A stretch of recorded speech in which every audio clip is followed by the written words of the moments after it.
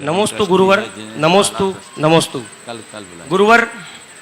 आज मोठिया परिवार के रतलाम के साथ में 80 यात्रियों के संग में तीर्थराज का सानिध्य और दक्ष लक्षण पर्व की आपकी निश्रा में इतनी भव्य आराधना करने का अनुपम अवसर मुझको प्राप्त हुआ। ऐसा सौभाग्य याद आती है आपकी पुरानी स्मृति, जो रतलाम में आपका भव्य चातुर्मास, और शुरू से ही आचार्य श्री विद्यासागर जी और आपके जीवदया भावों से बहुत ज़्यादा प्रेरित हूँ गुरुवर। जो प्रेरणा आपसे पूरे हिंदुस्तान में युवाओं को मिलती है जीवदया के लिए, मेरा विषय और शंका भी जीवदया के लिए है गुरुवर।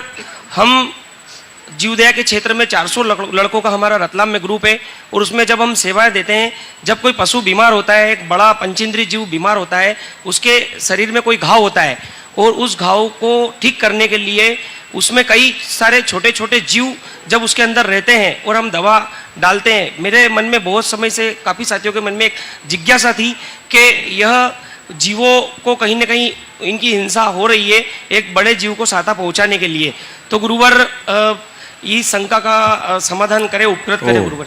देखिए, मैं आपसे एक बात पूछता हूँ। आप जो बहुत सबसे पहले तो इस दीपक कटारिया के साथ उसके पूरे ग्रुप का एक बार करतल ध्वनि से जोरदार सम्मान कर दें। ये लोग जीव दया का कार्य बड़ी कुशलता से करते हैं। रतलाम में मैंने इनकी सेवा को अपनी आंखों से भी देखा है।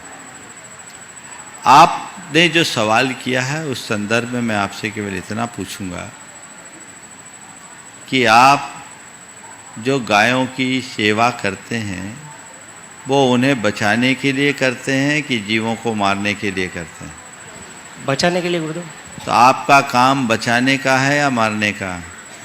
भाव बचाने के, पर उसमें छोटे जीवों की जो पूछ रहा उत्तर बचाने का भाव। बचाने का काम पुण्य है या पाप? पुण्य ही है। तो आपको पुण्य लगेगा कि पाप? बात समझ में आई?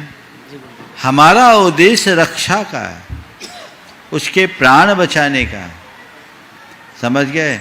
और वो प्राणी नहीं बचेगा तो उसके आश्रित प्राणी कहाँ रहेंगे, समझ गए? इसे दूसरे संदर्भ में लो। अगर कोई बीमार पड़ता है वो एंटीबायोटिक लेता है, या एंटीबायोटिक का मतलब क्या है? आप लोग लेते हो ना? एंटीबायोटिक का रोल क्या है? शरीर में कोई जीव, बैक्टीरिया वगैरह उनका नाश ही होना, खत्म होंगे तो। पर वो आप उनको नाश करने के लिए करते हैं कि अपने आप को स्वस्थ करने के लिए? हमेशा एक बात ध्यान रखने की बात है, जैन धर्म में क्रिया से महत्वपूर्ण उसके साथ जुड़ी हुई भावना है।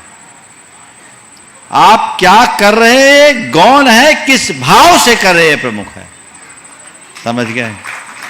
तो आपके भाव अगर अच्छे हैं तो आपको कुछ सोचने की जरूरत नहीं है। हालांकि इसमें भी विवेक का इस्तेमाल होना चाहिए।